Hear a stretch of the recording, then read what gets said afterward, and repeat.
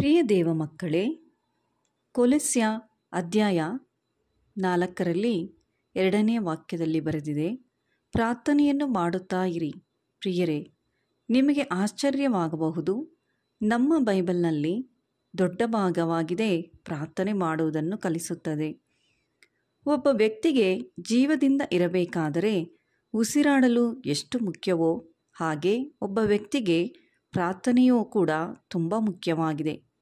ಒಂದು ರೀತಿಯಲ್ಲಿ ನಾವು ನೋಡುತ್ತಿದ್ದೇವೆ, ಪ್ರಾರ್ಥನೆ ಮಾಡುವುದು ತುಂಬ ಮುಖ್ಯವಾಗಿದೆ.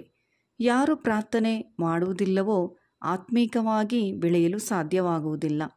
ಪ್ರಿಯರೇ, ಪ್ರಾರ್ಥನೆ ನಮಗೆ ಶಕ್ತಿ ನೀಡುತ್ತದೆ, ಸಾಮರ್ಥ್ಯ ನೀಡುತ್ತದೆ, ಸೈತಾನನನ್ನು ಎದುರಿಸಲು ನಮಗೆ ಸಹಾಯ ಮಾಡುತ್ತದೆ.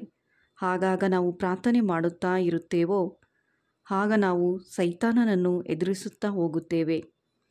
ಆದ್ದರಿಂದ ನಾವು ಸ್ವರ್ಗಕ್ಕೆ ಹೋಗುವವರೆಗೂ ಪ್ರಾರ್ಥನೆ ಮಾಡುವುದನ್ನು ಬಿಡಬಾರದು.